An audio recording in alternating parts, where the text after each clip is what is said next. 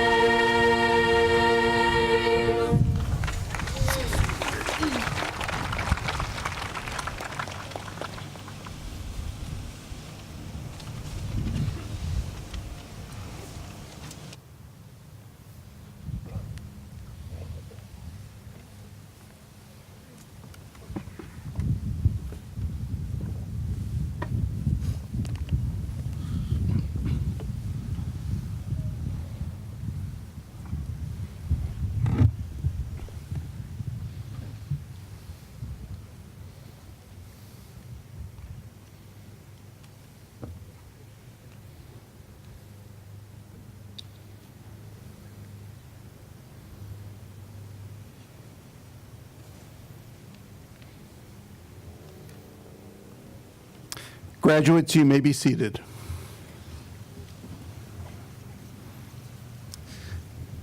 Mr. Rauschenberger, esteemed trustees, Mr. Hanford, Mr. Hilsebeck, faculty, parents, guests, friends, and most importantly, the class of 2018, good morning and welcome to the 162nd commencement exercises of Elgin Academy. I am honored to have the privilege of beginning our ceremony this morning, a special day for all involved, but especially for the 31 graduates seated to my right. My responsibility is to welcome all of you assembled here to our beautiful campus, and I do this as a representative of the faculty seated behind me.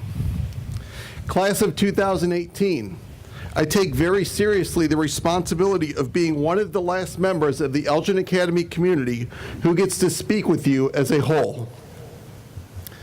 During my time at Elgin Academy, I have become fond of stating that one of our goals in the upper school is to help students learn to advocate for themselves during their high school years so that they are ready for success once they leave Elgin Academy and home. I then tout some of the ways that we help students work toward that goal in the upper school. As they grow older, we give them opportunities to make choices. Choices in the classes they wish to take, choices in the co-curriculars in which they want to engage, choices in how they use their open time during the day, and choices about when to approach teachers and other adults for help. I am a firm believer that the only way to help students learn to make good choices is to first allow them to make as many choices as possible, experience personal successes, and work through personal setbacks. What I don't always mention about this process of helping students become advocates for themselves is perhaps the most powerful tool in this development: the parents' willingness to step back gradually and let their child begin to lead more of their own life. I believe that Elgin Academy parents do an amazing job in this area, even though doing so is one of the toughest endeavors a parent can ever do. It is difficult to watch your child struggle and fail, whether that means falling down on the playground at a young age, having to work through the natural consequences that lead from procrastination on a project or paper, or navigating how to create and maintain healthy relationships with peers. Parents can easily step in and try to fix most of these issues, but doing so would mean that their child would not learn valuable problem-solving skills. I appreciate that our parents at Elgin Academy understand that dynamic. I have recently been reading the book, The Gift of Failure: How the Best Parents Learn to Let Go So Their Children Can Succeed by Jessica Leahy. While I am not all the way finished yet, I decided to skip ahead to the section focused on the transition to college, since I wanted to read what Ms. Leahy has to say that is most pertinent to this time in your lives. While most of her advice is geared toward parents, the ideas she presents are equally important to graduates, because in order for a parent to be able to fully step back, it helps for them to have confidence that their child is ready to push ahead without them. Therefore, I'd like to paraphrase some of Ms. Leahy's thoughts that she has for the parents of graduates, while at the same time interspersing ideas for the members of the class of 2018, so that you can help your parents be successful in this transition. First, parents should support your child in setting goals for the first year of college. Ask your child what they imagine their first year of college might look like, and then ask them what they can do to turn that perfect fantasy year into reality. Next, support them in narrowing and prioritizing these goals. Keep in mind that these discussions should be supportive and in the spirit of guidance rather than dictatorial and controlling. Graduates, in order to help your parents, take charge of these discussions. These next years of your life will have a great influence on who you become. Entering this phase without planning ahead can lead to wasted time and money. Therefore, set goals, discuss them with your parents, ask them for advice, and keep them updated on your progress, negative or positive. Next, parents. Help your child identify allies in their new community. As your child settles into campus, support them in identifying advisors, professors, and deans who are equipped to help and provide advice so that they don't have to call you in a panic about academic or social situations. Graduates, don't call your parents in a panic about academic or social situations. There are people on campus dedicated to support your academic, social, and emotional needs. Make use of these resources. Now, it is good to keep your parents informed, but they will appreciate receiving a call from you stating, here is what is happening, and here is what I am doing about it, rather than, here is what is happening, I have no idea what to do, please solve this for me. Parents, professors do not want parental input. Do not get involved in disputes over grades, seating, scheduling, or incompletes. Not if your child is shy, not if your child is failing, and certainly not if your child says that they are too busy to deal with it. Students need the experience of reasoning with other adults in a mature and competent manner.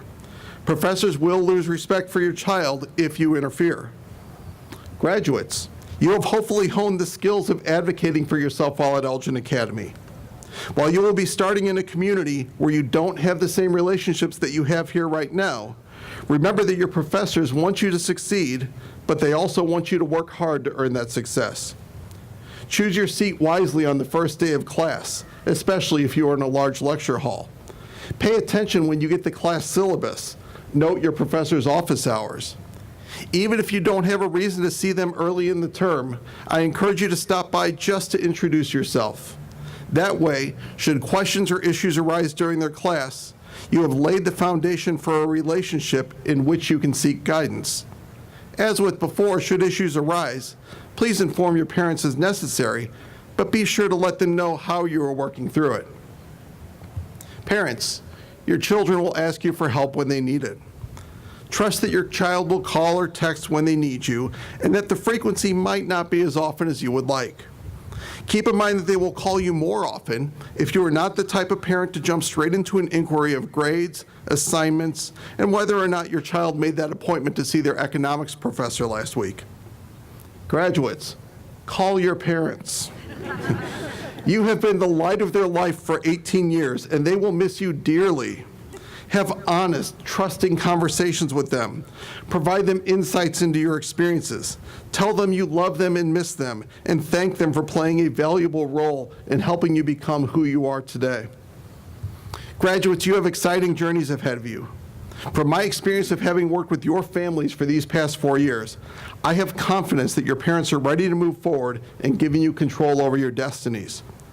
Remember, however, that you will make this process much easier for them if, when you go to college, you make mostly wise choices and strive to rectify the poor ones you make without asking them to step in and solve your issues.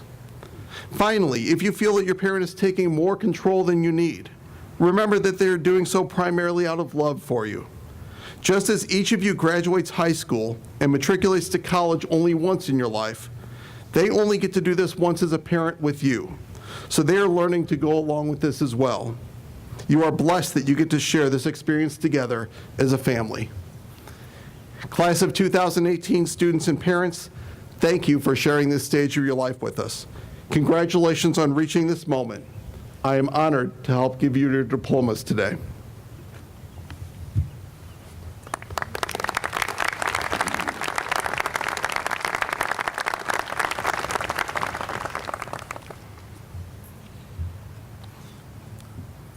At academic institutions across the country this time of year, it is tradition that people hear reflections from valedictorians. For important reasons, that student occupies a special position at any institution where people learn. That person is the chief academic and the resident student scholar, and the right to be called such only comes with a combination of effort, curiosity, diligence, and perseverance. Defined by these or any terms, Shireen Gold-Dulabam is an excellent valedictorian. Both our community and the world outside of Elgin Academy have recognized Shireen for her focus on challenging herself and consistently mastering her goals. Even a truncated list of her accomplishments is impressive.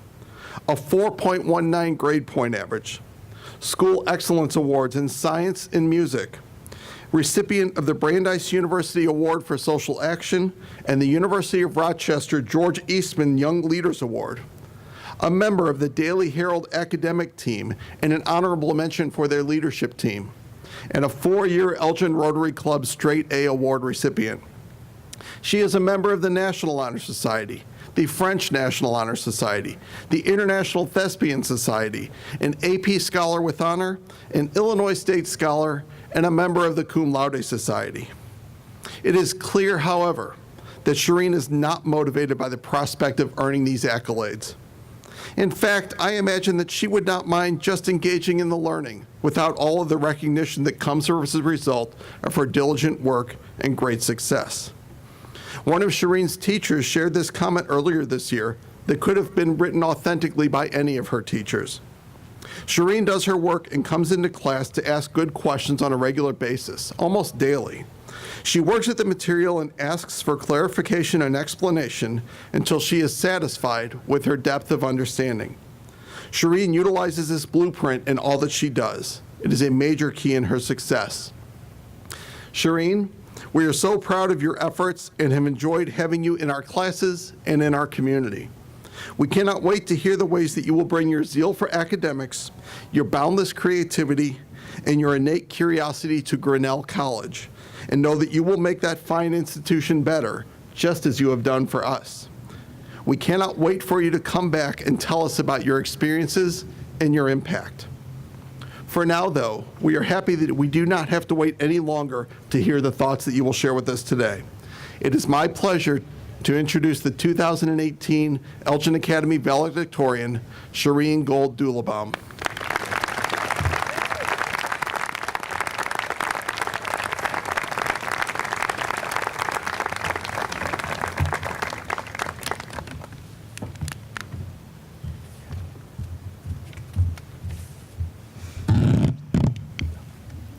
Mr. Rauschenberger, esteemed trustees, Mr. Hanford, faculty, Mr. Hilsebeck, parents, guests, friends, and, most importantly, members of the class of 2018, thank you for the opportunity to speak at today's commencement ceremony.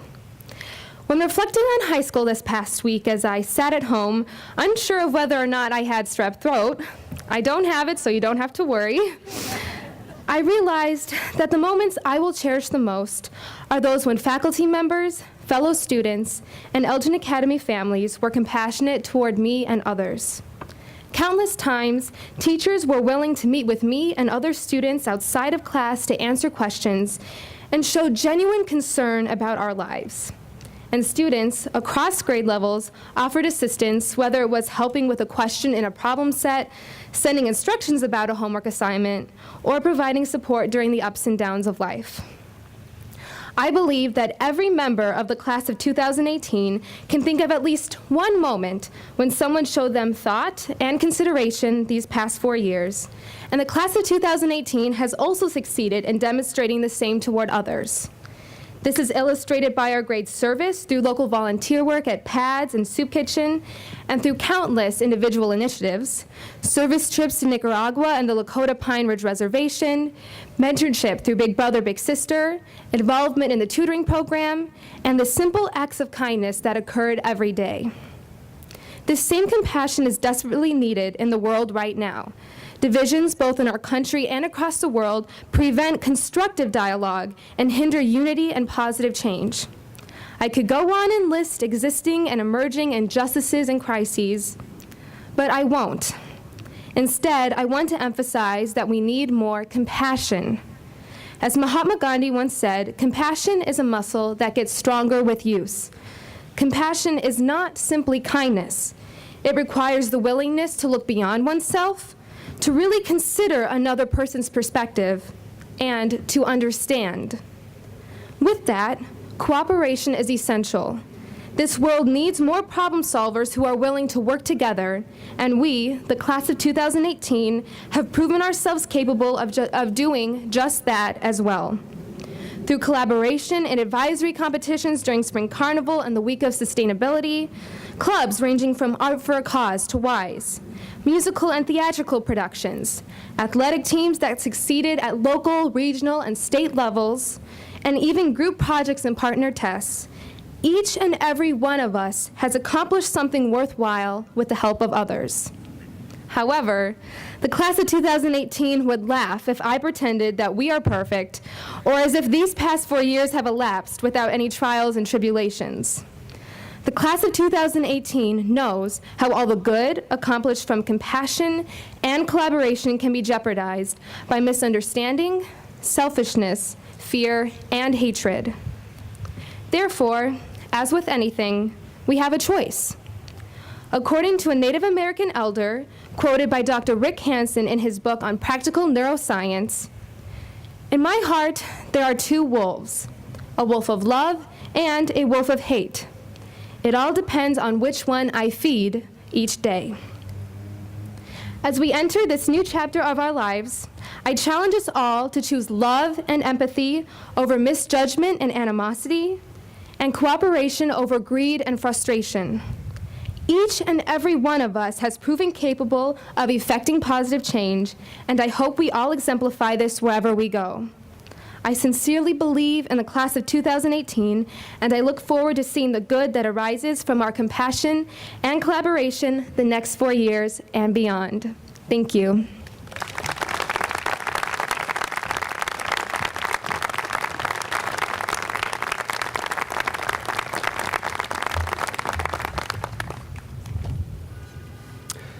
Good morning. We are so pleased that Steve Hilsebeck has agreed to join us and share his thoughts on this special occasion. Mr. Hilsebeck earned both a bachelor's and a master's from Beloit College and immediately found his calling working with high school students. He joined the faculty at Elgin Academy in 2005, following a 33-year stint as a teacher at New Trier Township High School in Winnetka. During his time there, he taught and developed a wide range of courses, all geared towards helping students understand the complex world around them and how the world is linked to its history. He also is an advisor, a football coach, a mentor of student teachers, an instructor in social studies methods at Northwestern University, and a member of the Faculty Council. New Trier and its teachers and students benefited from his passion for not only history, but for the true American experience in all its forms. When Mr. Hilsebeck accepted his position here at EA, we were rightfully thrilled, as his impact upon arriving at Elgin Academy was immediate and deep. In addition to his duties as a social studies teacher and chair, he was, during his tenure, a caring advisor, a club sponsor who worked hard to ensure student opportunities, and a valued colleague who was always a staunch advocate for what is right for the students. Mr. Hilsebeck was known for the style in which he taught. He gravitated immediately to our small environment, understanding the fascinating ways in which classes this side could foster the student voice. His seminar style of teaching encouraged students to hone their speaking and writing skills and gave them chances to develop and express a thoughtful and nuanced understanding about even the most complex issues. On our campus, he taught and developed many classes, including some of our senior seminar offerings, served as an advisor, volunteered as a sponsor of the National Honor Society chapter, and helped spearhead our mock trial program. In all that he did, he worked to empower students, helping them gain the necessary context, learn skills to make decisions, and take responsibility for them.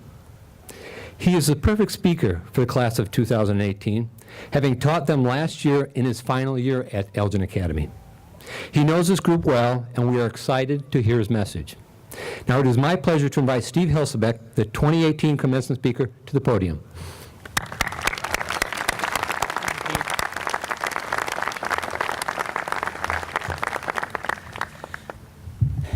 Thanks so much, Keith.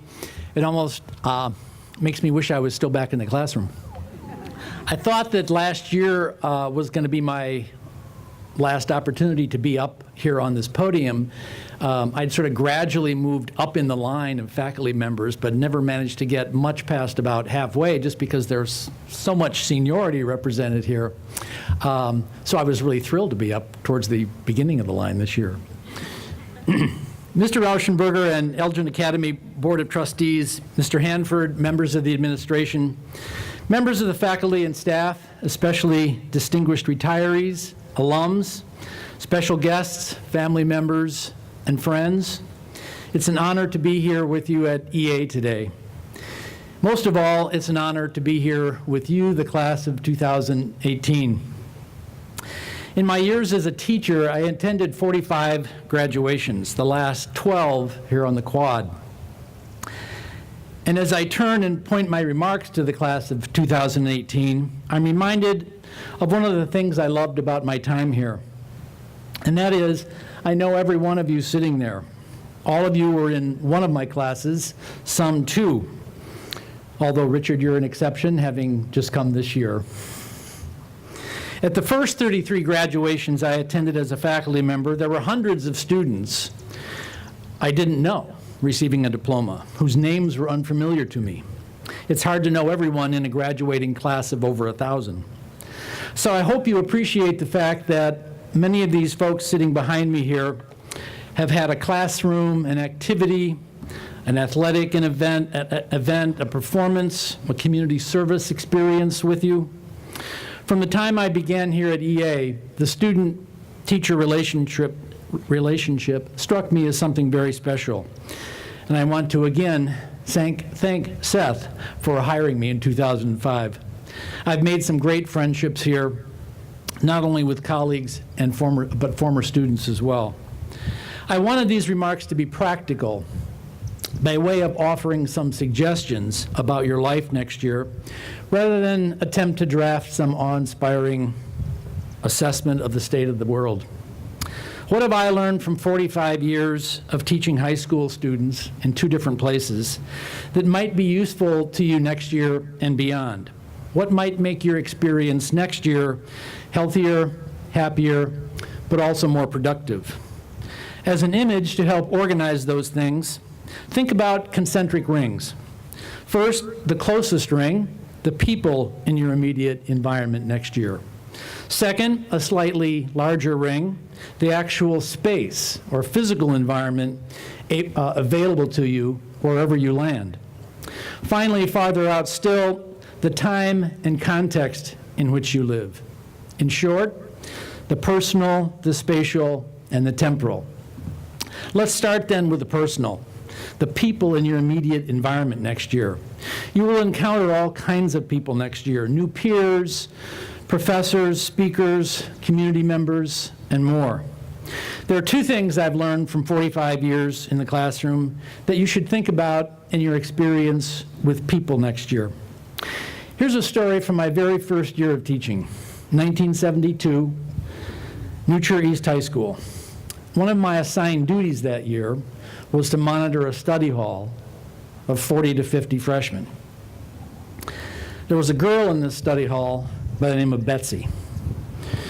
She and her good friend Lisa were giggling partners in crime. Think about your freshman study hall. There were probably some gigglers there, weren't there? Anyway, I was a first-year teacher, and I was bound and determined not to be taken advantage of, eager to demonstrate my lack of tolerance for such disrespectful behavior as giggling.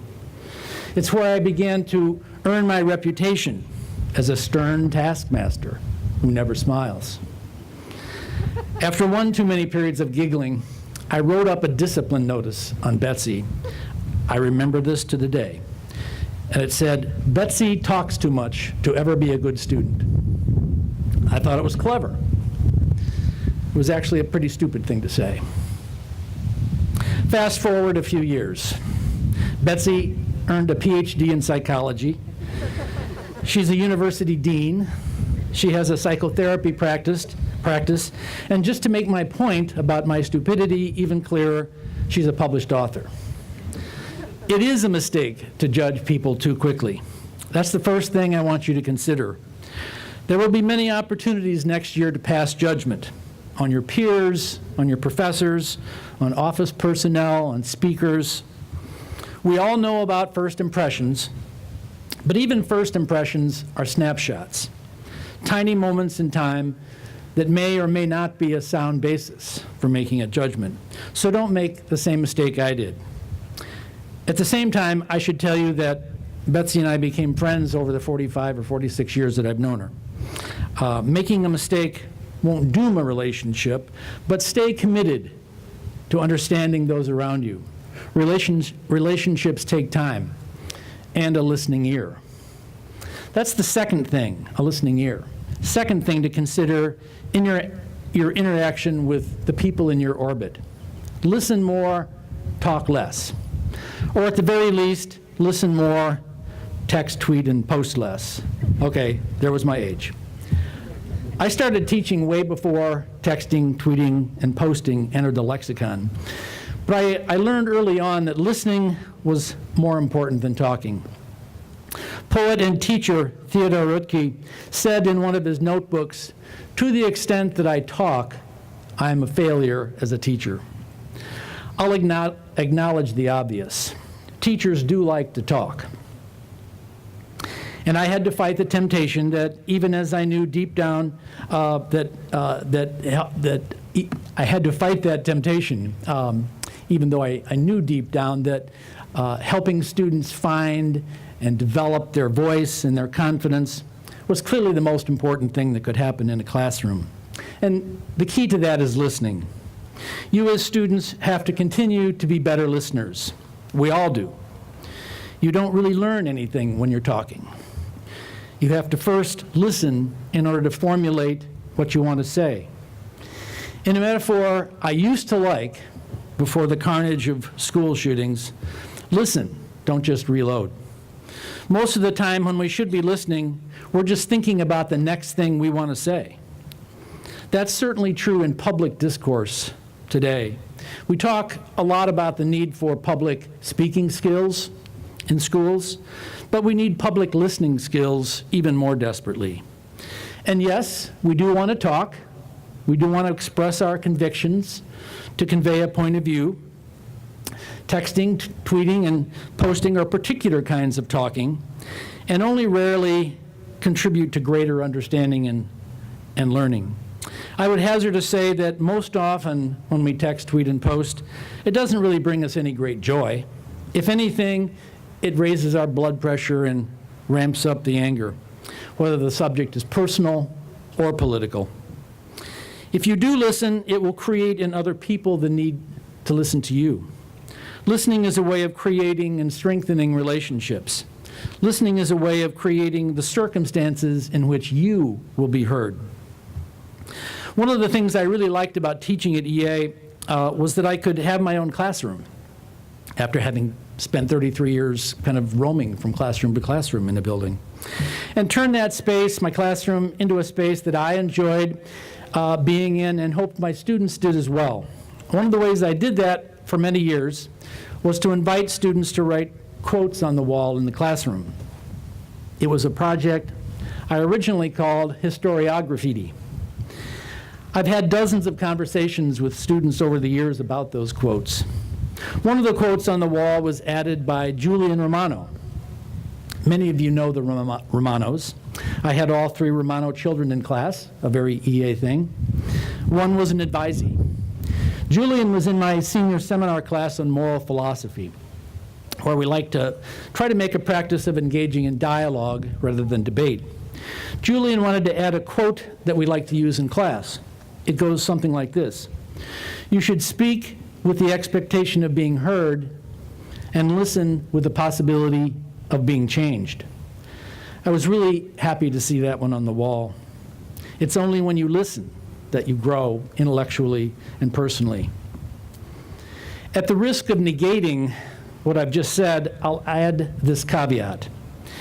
Do you have to listen to all ideas with the possibility of being changed by them? Should you stay open to all possibilities?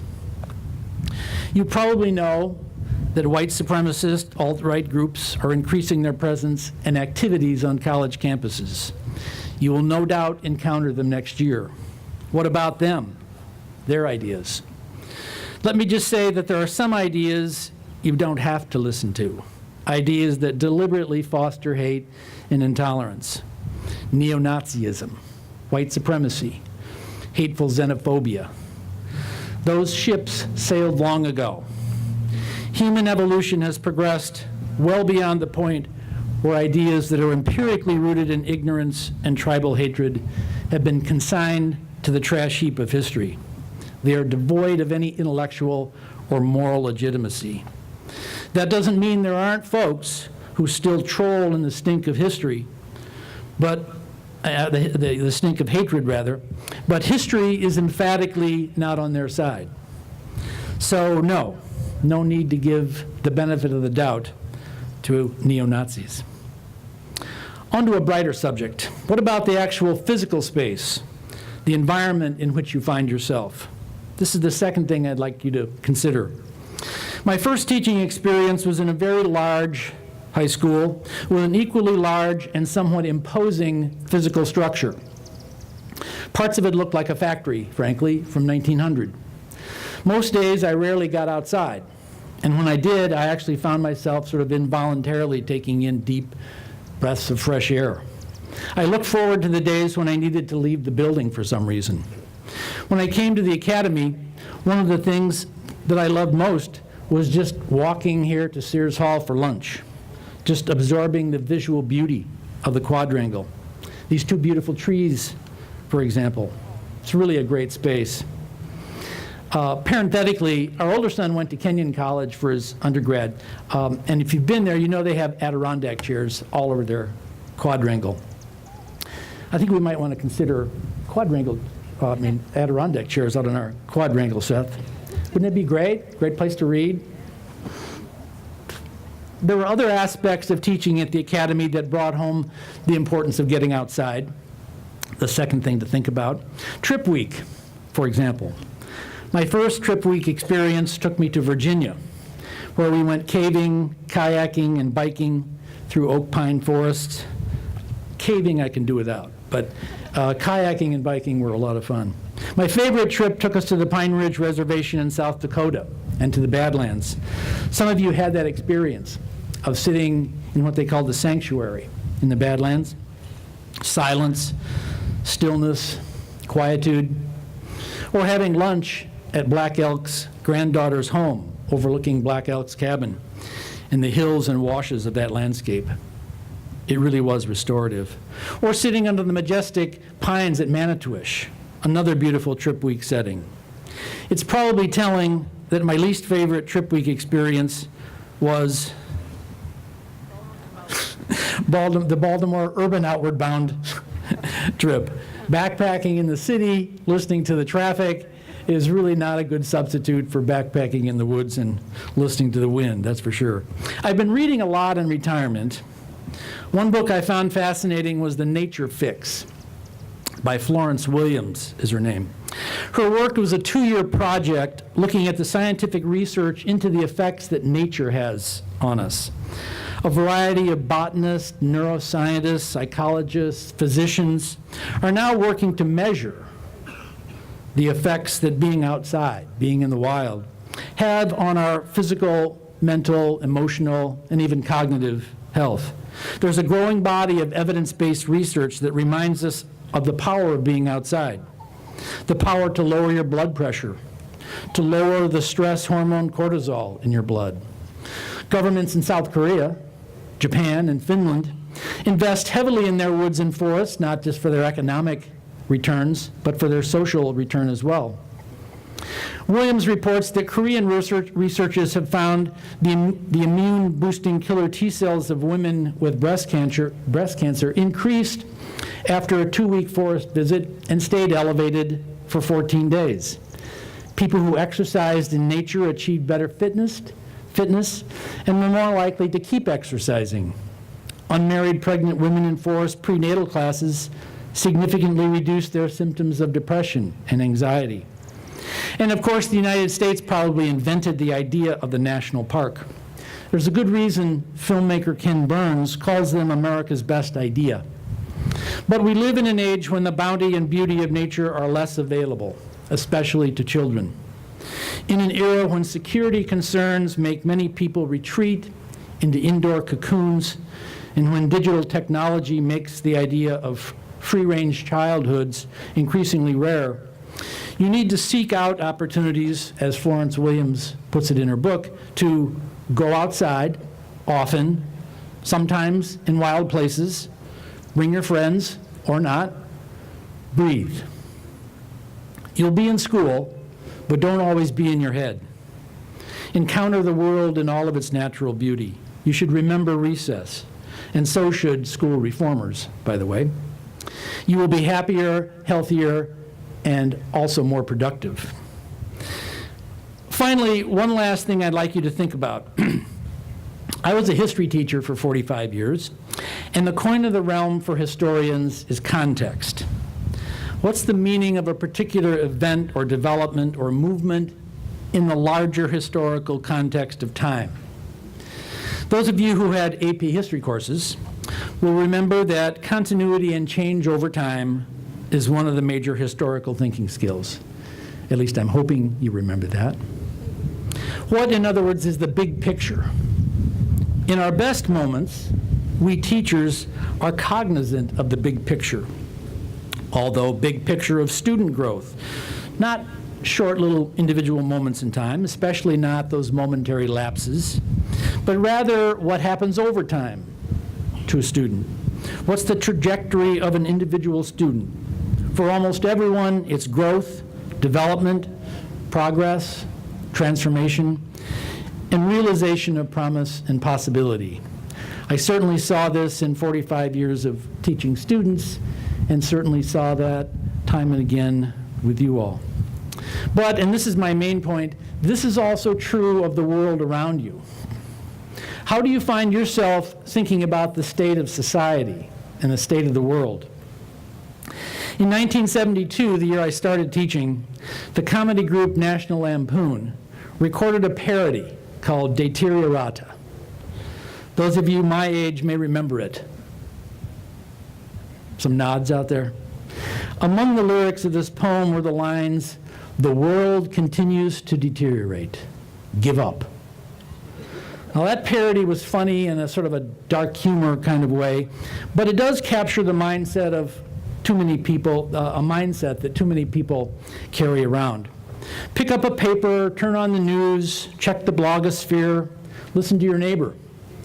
I won't enumerate the many ways in which it appears that the world continues to deteriorate. One conclusion could very well be, give up. What's the point? If destroying the social fabric, if eroding basic civil institutions, if belittling each other is the new normal, if the fouling of the planet is the future we're facing, why not give up? But here's the thing. That mindset is just wrong. We do face a range of serious challenges, and we can't minimize the dangers of our own time. They are many. But despite the claims of some, they are real. There is actual evidence and data to tell us how dangerous they are. But what's the long arc of history? Another book I've enjoyed recently is Steven Pinker's Enlightenment Now: The Case for Reason, Science, Humanism, and Progress. Pinker illuminates both the left and the right's tendency to talk about how America and the world continue to deteriorate. I won't offer up an endless array of statistics that he cites to prove his point, but I'll ask you to visualize a graph with a negative slope over time. Pick any measure of human suffering.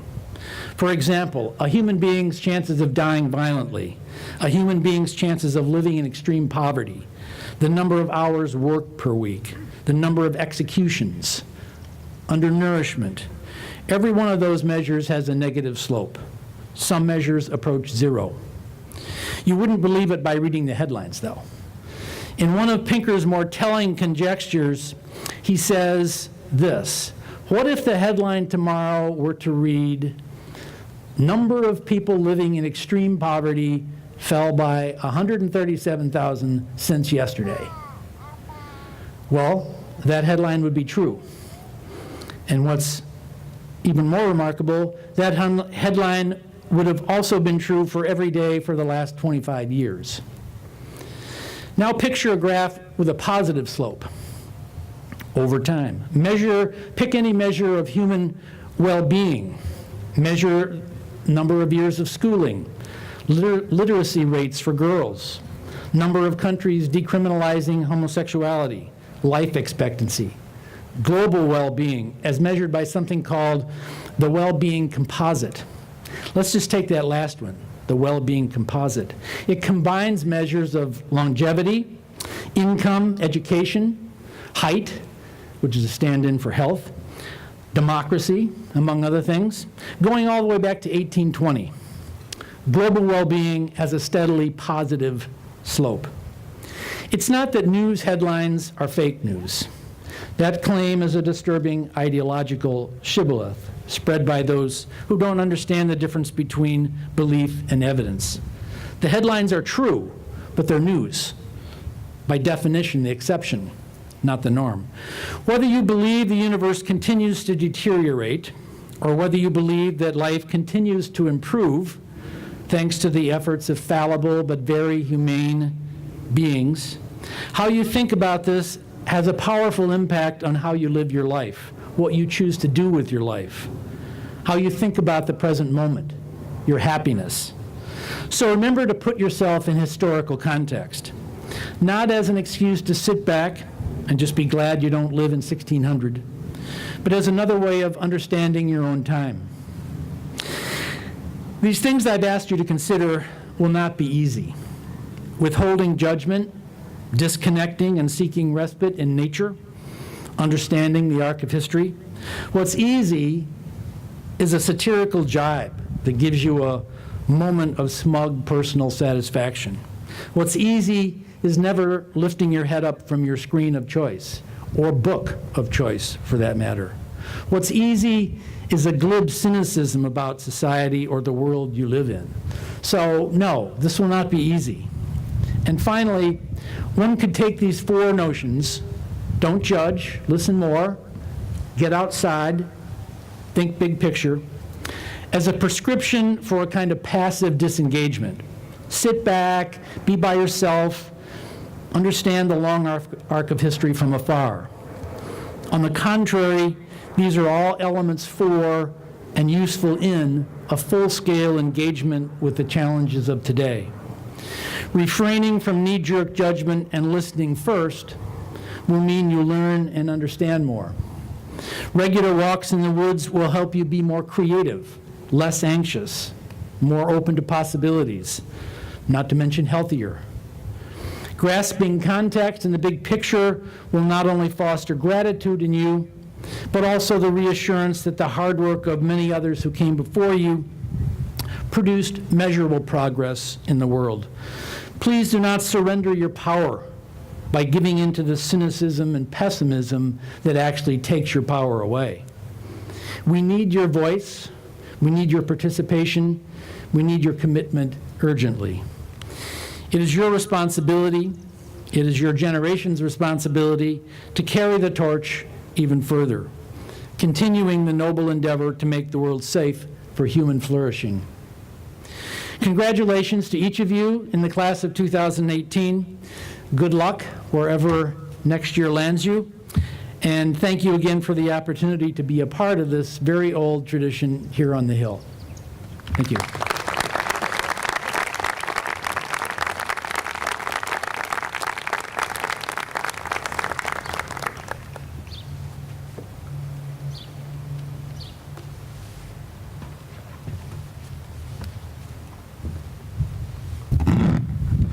As the student body president, I would like to take this opportunity to sincerely thank Mr. Hilsebeck for his words of advice, support, and encouragement.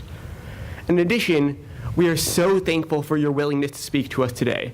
The senior class enjoyed having you as a teacher during our upper school years, and we relish the opportunity to hear you as a beloved retired faculty member who embodies the spirit of this great institution. There is much to learn in what you said, and we appreciate you sharing your thoughts with us today. On behalf of my classmates, I would like to thank you for spending our commencement day with us and sharing your wisdom. Please accept these gifts, these Elgin Academy gifts, as an enduring expression of our appreciation to you.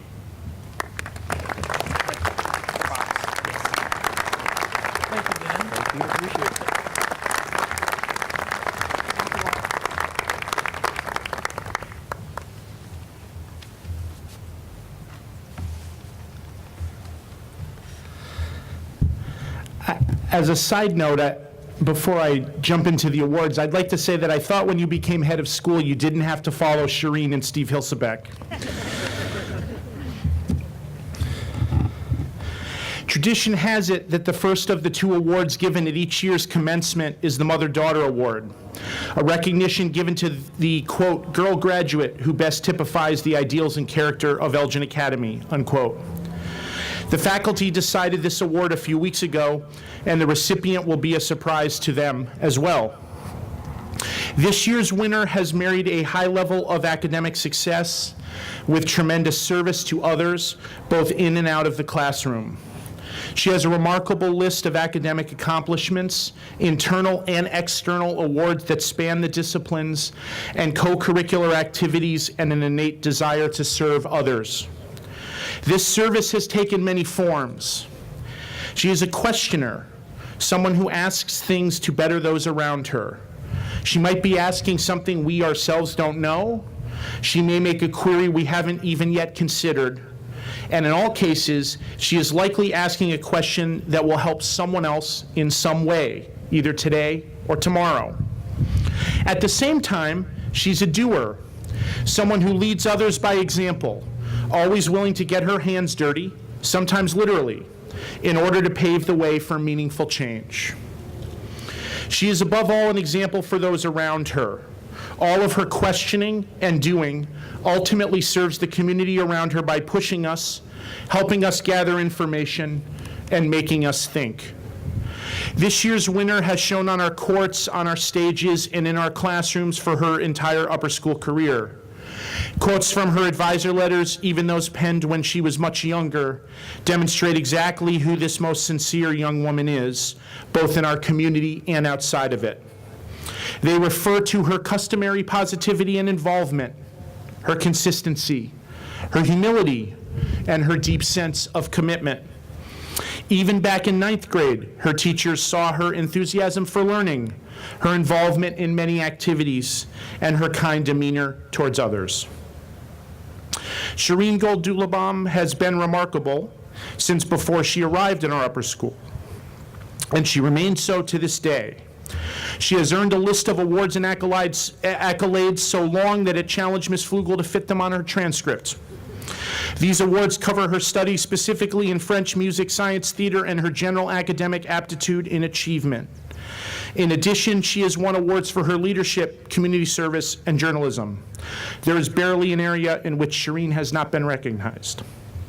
But in such a sincere way, we know that Shireen cares not at all about those awards. She cares, in the way we all should, about what they represent. She cares about the change that her leadership will affect, the help her questions will provide, and the music her voice will create. She is, in the words of one of her teachers, the best kind of ensemble member, always prepared and incredibly patient and compassionate. Her work ethic and her sense of community are beautifully combined. I would note that I chose that quote before she gave you an entire speech about compassion. Shireen, we are all honored to have been part of your ensemble, and we know that Grinnell College will benefit from becoming your next community. We cannot wait to celebrate the change you and your ever-growing ensemble will make in our world community. It is my great honor to present on behalf of the faculty the 2018 Mother-Daughter Award to Shireen Gold-Dulabam.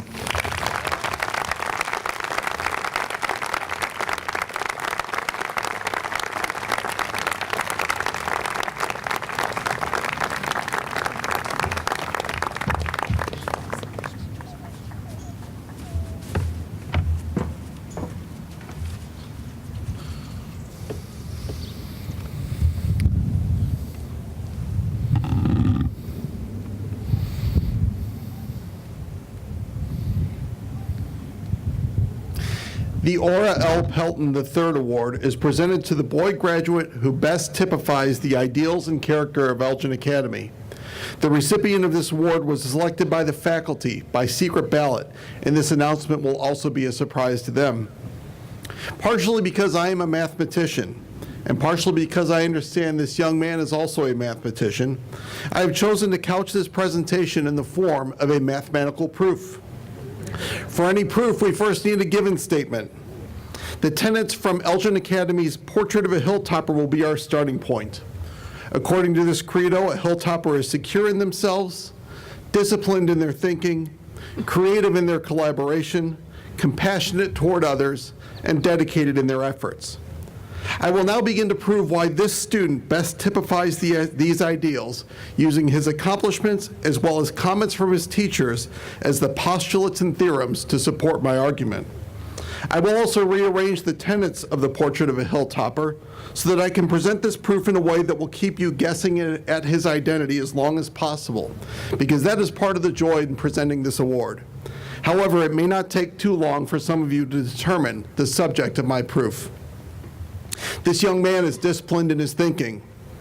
While a transcript is not the only, nor even the best indicator of best disciplined thinking, I posit that one needs to possess it in order to achieve the accomplishments of this young man. He has taken some of the most challenging courses that we offer, including our highest classes in mathematics, science, the humanities, and computer science. All the while, he has continually achieved grades that have left him with a grade point average that is among the highest in this class. This young man is compassionate toward others. During the middle of his junior year, one of his teachers noted that he is one of the nicest, kindest, and most productive students that we have. Later that year, another teacher shared the comment, he was everyone's favorite partner to work with, partly because he is respectful when listening to others' ideas and sharing his own. Listening to others is a skill that must be developed.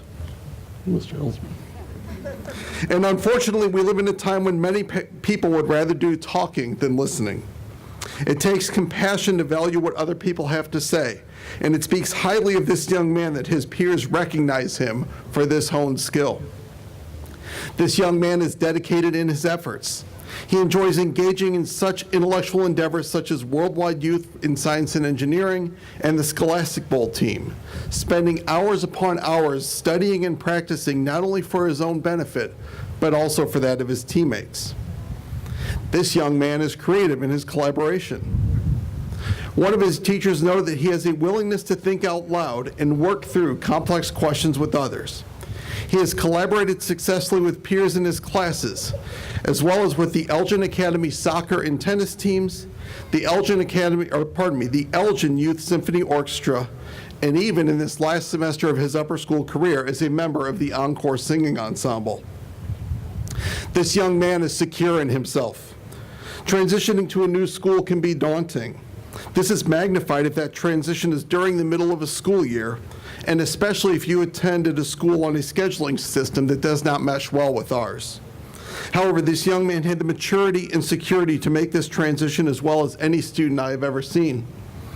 As one of his 9th grade teachers noted, he seems to be adjusting easily to our school. He is interacting socially, is attentive in class, and is willing to backtrack a little to make up for some background knowledge that he missed from the first semester. Fast forward to this year when that same teacher, now his advisor, noted, around school, he is known to be very mellow, an excellent student that doesn't stress so much on grades, but is more interested in all there is to learn and understand. Finally, I wish to add one more section to my proof: accomplishments. This young man has earned the following accolades and awards during the time in the upper school. He is a member of the National Honor Society and the French National Honor Society, a 2-time Elgin Rotary Club Straight A Award recipient, an AP Scholar with Distinction, an Illinois State Scholar, and a National Merit Commended Scholar. He was the MVP of this year's boys tennis team, as well as this year's Scholastic Bowl team. He is a 4-time National French Exam Gold Medalist.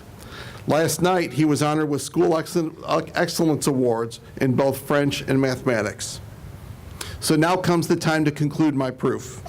If this were a flow proof, I would now draw arrows from each of the 5 tenets of the portrait of Hilltopper, add a 6th arrow from his accomplishments, and have them all point toward the statement that I have been attempting to prove, that Simon Belisi is a worthy recipient of the 2018 Ora L. Pelton III Award. Simon, please join me at the podium to accept this honor.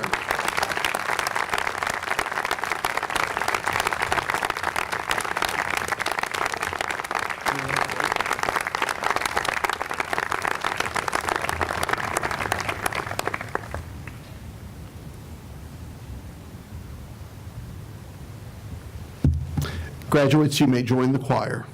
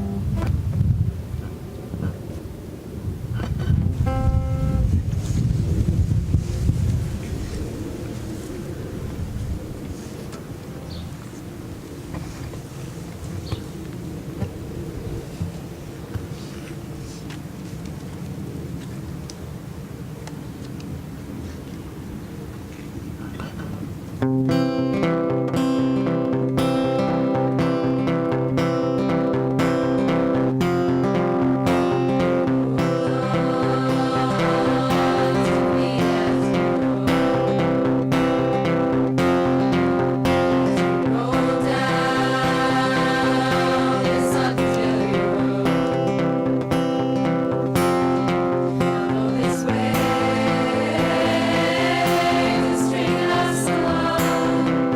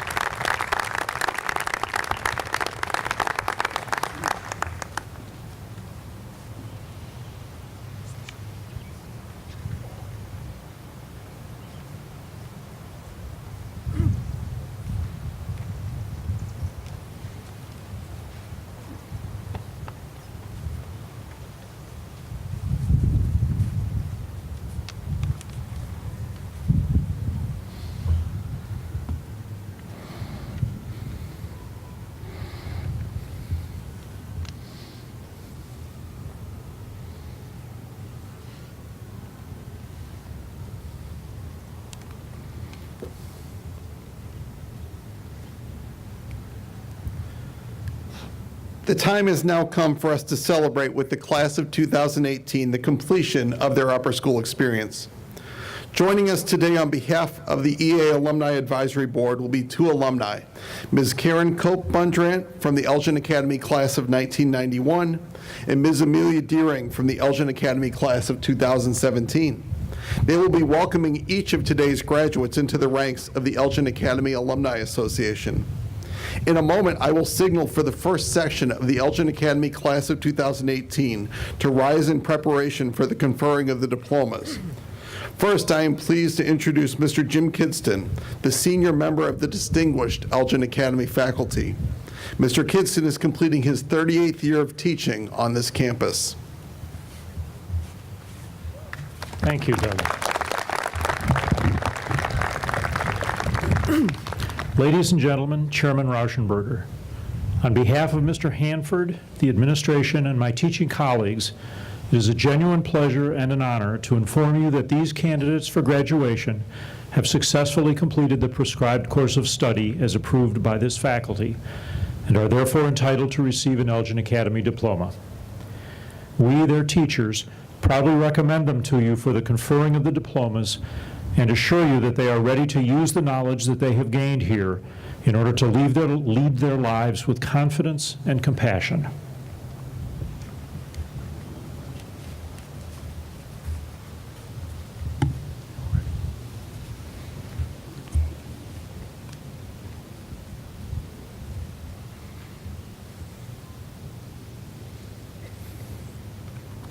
Please rise, first row. Simon Dietrich Belisi.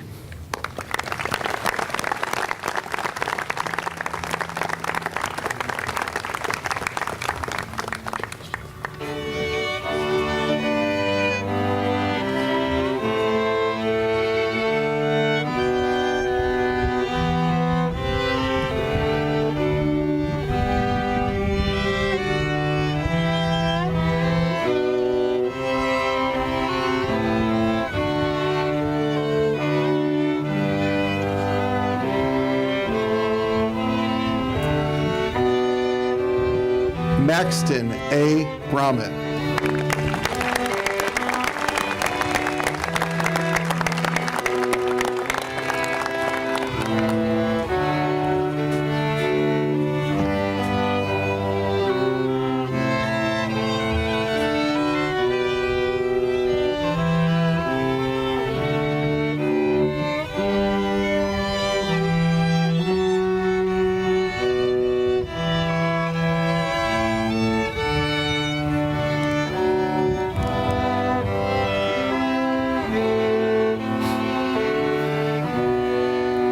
Thomas John Kane.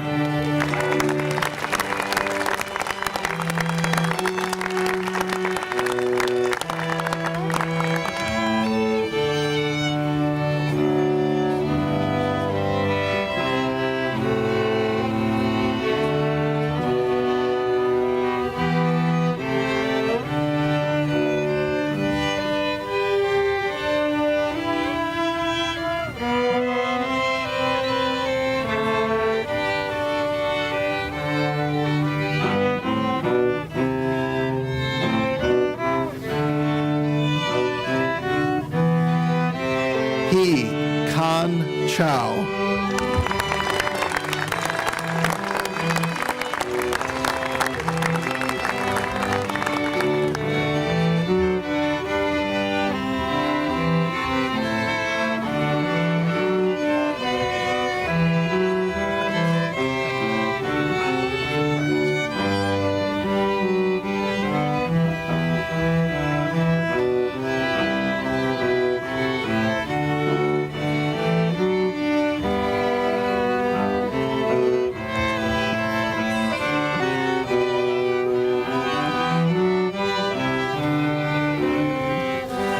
Jonathan William Cruz.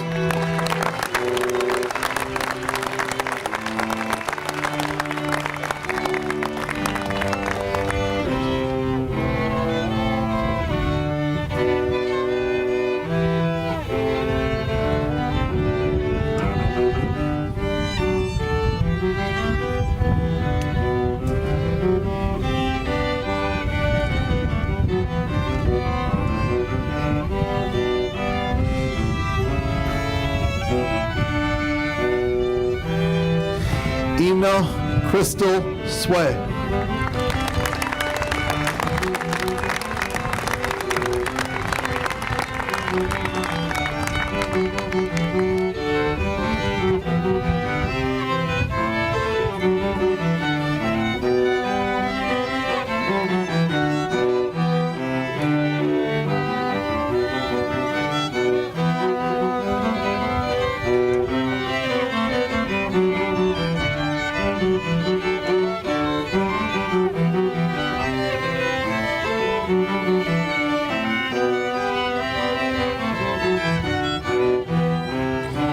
Preston Evan Desch.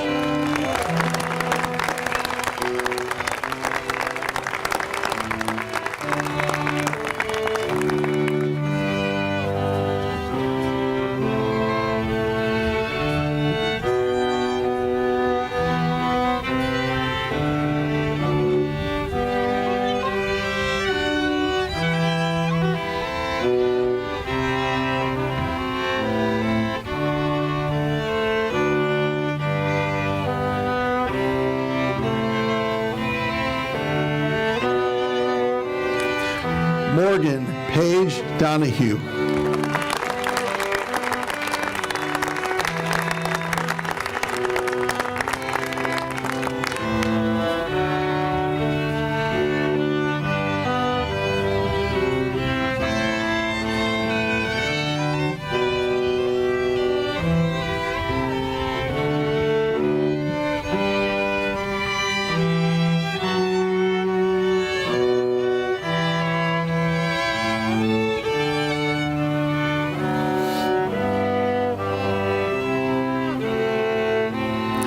Haley Amanda Dulabaum.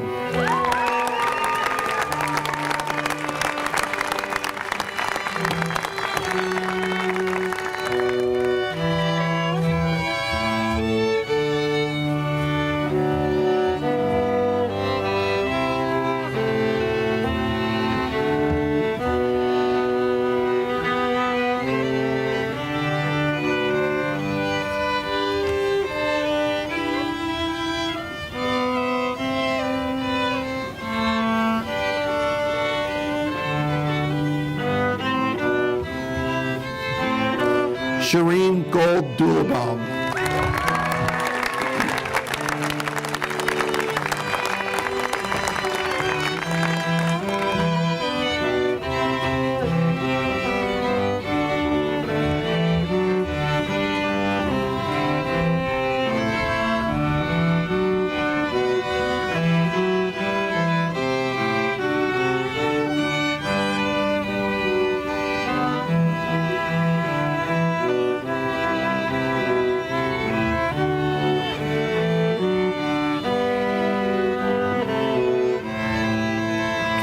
Karin Gouda.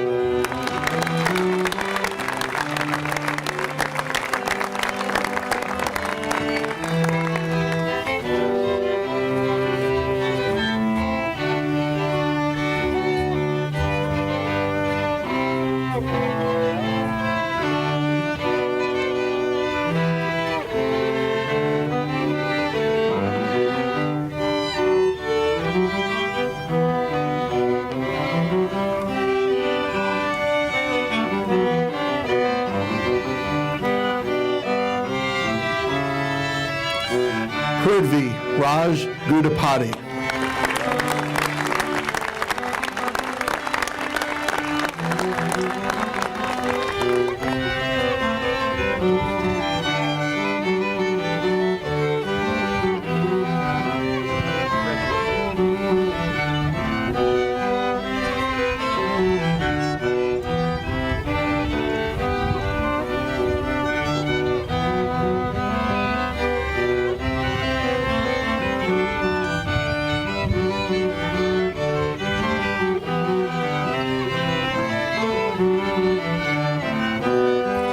Arman Cyrus Gaikian.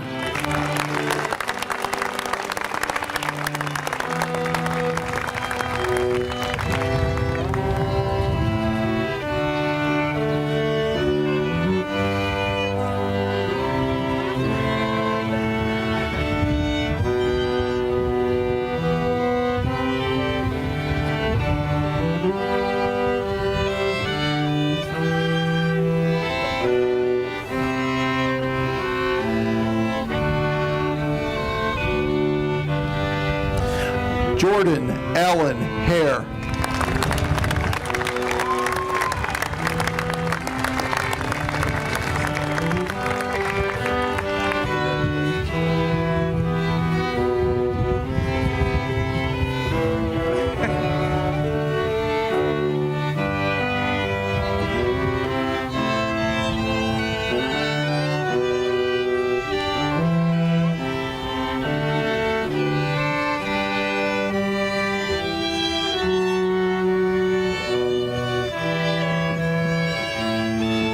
Connor Douglas Jaworski.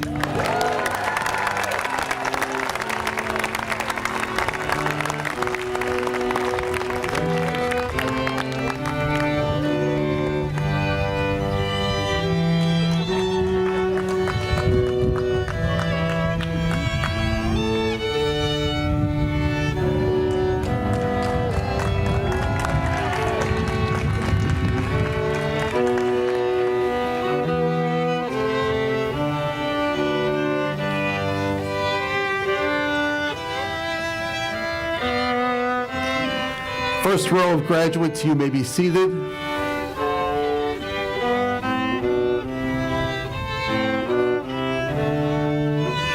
Second row of graduates, you may rise. Brian Lang.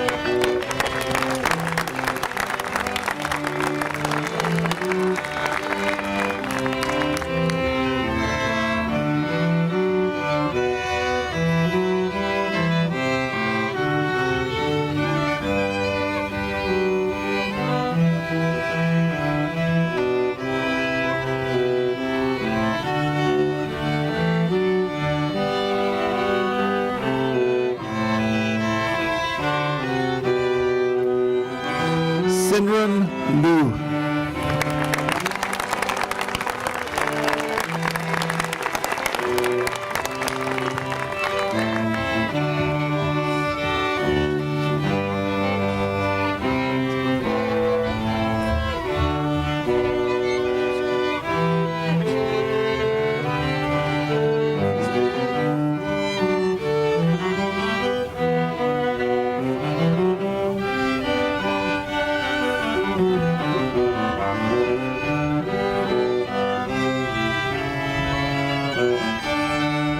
Alexander James Mead.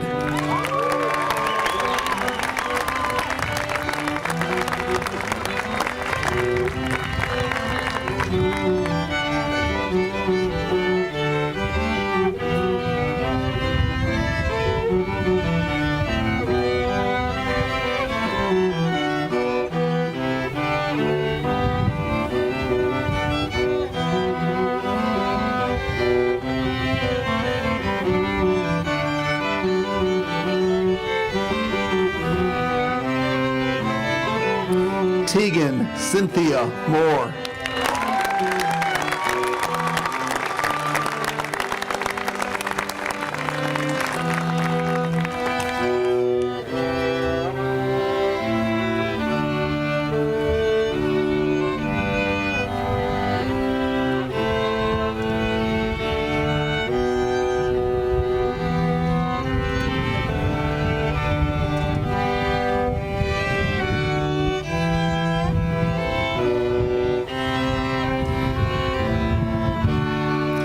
Jin Yup Park.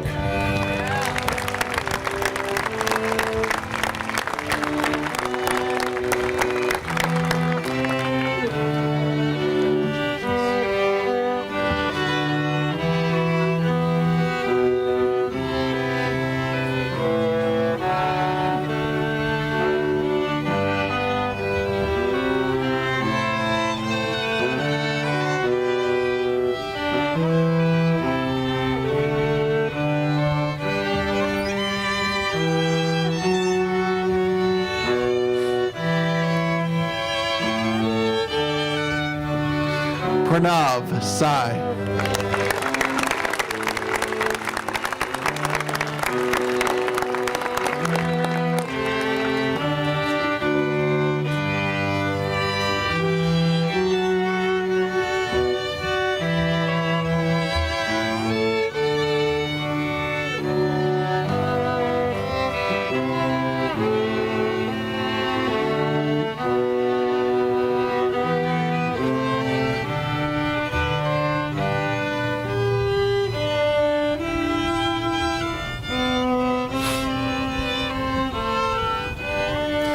Kara Bridget Shanahan.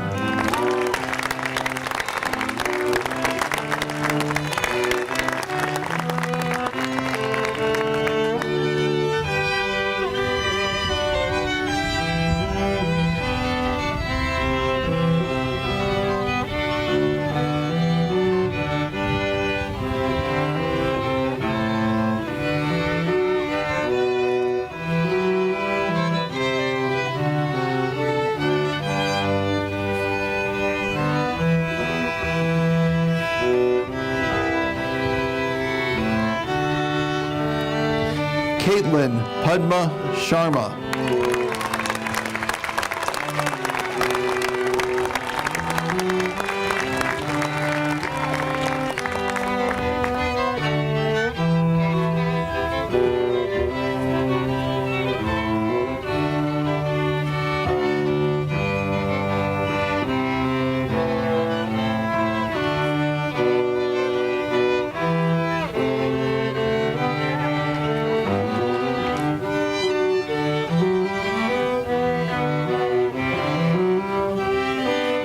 Neha Shyamani.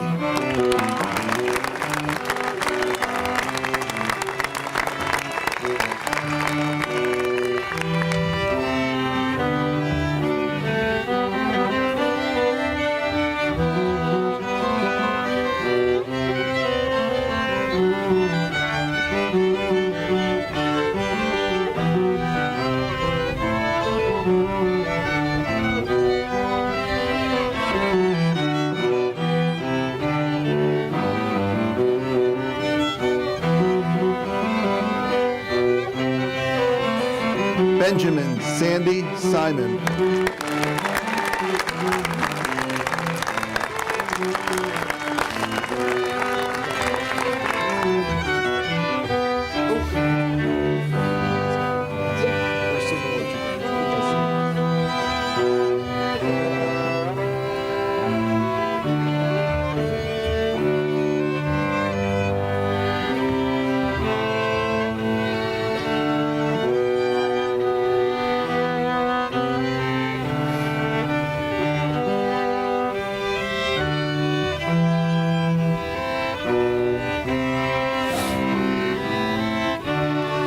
Madeline Rose Sporina.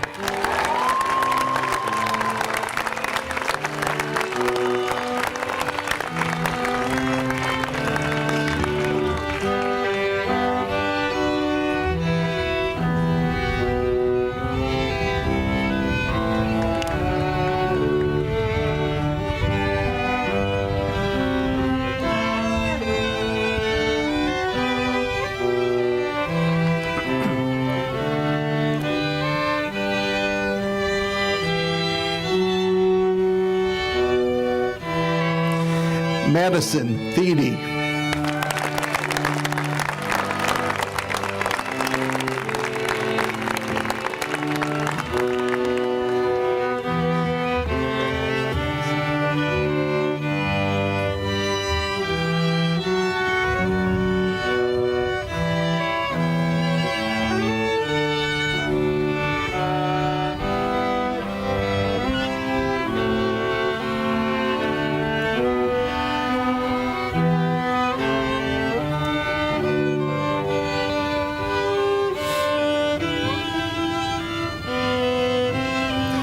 Kyle Wall.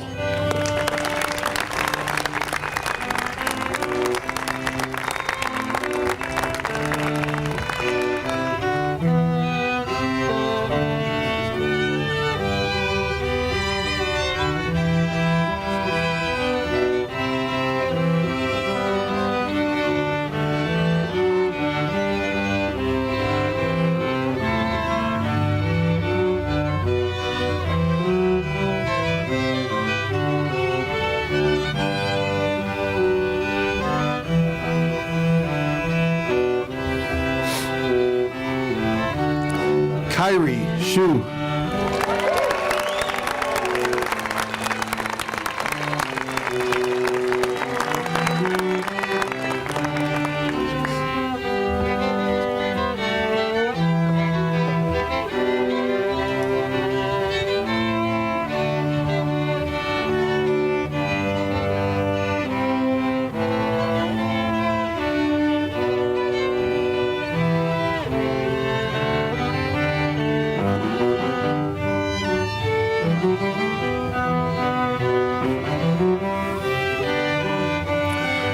Richard Zhang.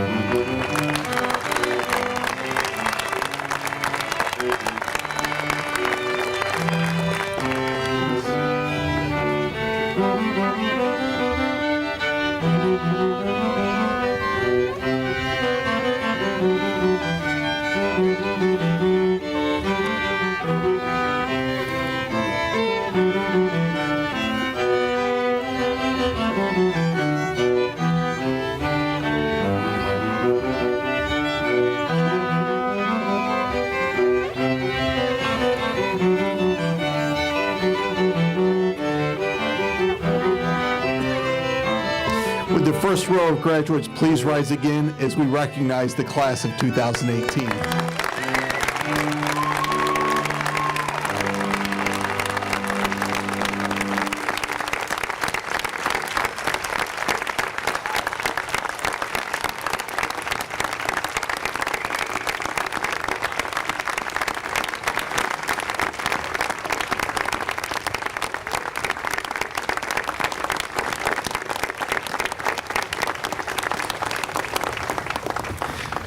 Graduates, you may be seated.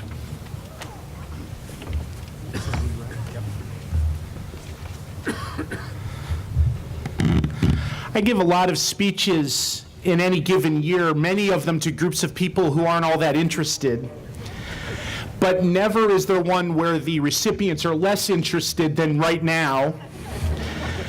And the last piece of leverage, which was what was on that table 10 minutes ago, is now out of my hands. And so I'm calling on your manners and asking to just listen. And you won't remember any of it. Class of 2018, at the baccalaureate dinner, I, with all my customary tact, gently and kindly tried to urge those around you to get out of your way as you go off into the world. Mr. Sept and I did not plan that he would do that using a book as a cover, but it still seems to be thematic. And that might have sounded like a great thing on Wednesday night. But wait, there's more. And despite the fact that my long-winded tendencies are the one thing left between you and leaving that stage, diploma in hand and big dreams in front of you, I'm going to finish my thought. Path-breaking athlete and civil rights advocate Billie Jean King once said, quote, "Pressure is a privilege," unquote. I love that quote, and it is, in my estimation, the perfect one for this class on this day. Pressure is a privilege. It's succinct and yet thought-provoking well beyond its 4 short words. Pressure is something we often deride in our society, often listing it among our most debilitating dilemmas. Why might someone have high blood pressure, for example? It's probably pressure or stress. So how could something so potentially destructive be a privilege? By urging those around you to have confidence in your considerable abilities, I am implying that you are ready to go on your own. You have learned a lot. You have challenged yourselves and others. You have confronted problems and learned how to appreciate difference. You have been educated well, and you have risen to all the challenges that entails, each in your own way. So by granting these diplomas, we are setting you on your way. But, and here is where it gets a bit more complicated for you, we are not setting you on your way thinking that the hard part is over. It is simply not true that you have completed a set of credits and thus have finished what is difficult. Rather, we set you on your way, sure of your ability to assume the privilege of pressure. We expect much of you. We expect you to shine academically, to serve others, to not only solve problems, but to understand their root causes and thus eliminate them. We expect you to make the world better. So there is pressure, and that pressure is in fact a privilege. You should expect these lofty things of yourself. You have the knowledge to do so. You have the skills and habits to understand how to learn more. And you know how you learn even the most complex things. You are compassionate, so you care enough to change the plight of those around you. In short, because of that privileged combination of your native ability and the opportunities presented to you, you have earned the privilege of this pressure and all that comes with it. Class of 2018, my charge to you is to embrace this pressure and to see it as the privilege that it is. You have every reason to do so. You have every reason to have confidence in yourselves, and you have shown us that you can. We have been honored to take this part of the journey with you and look forward to hearing about the ways the world is made better by your embracing the privilege of pressure that awaits you. Good luck to all of you, and congratulations as you take the next confident steps in your journey.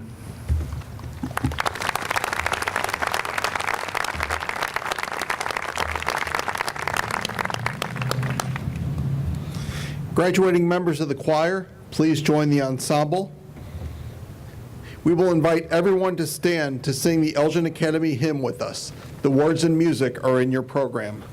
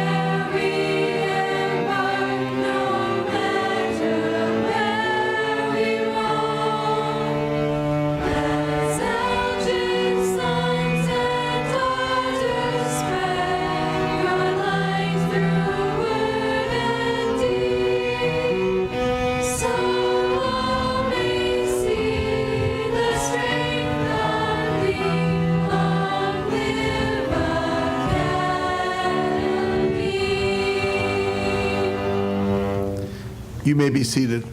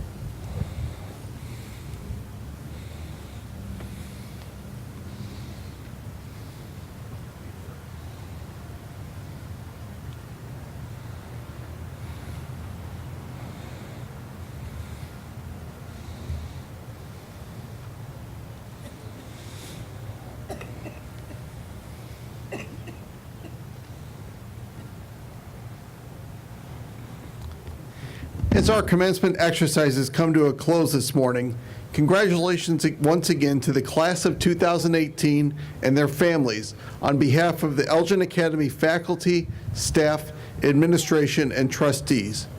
We ask that you remain seated during the recessional, during which the class of 2018 will lead us.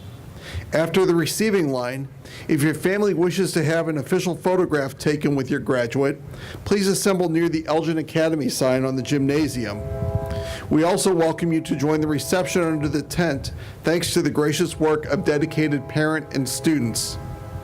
Please join me one last time in recognizing the 162nd graduating Elgin Academy class of 2018.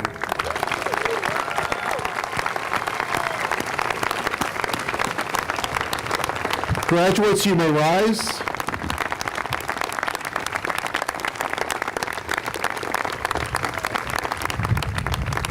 And on the count of three, you may toss your caps. 1, 2, 3.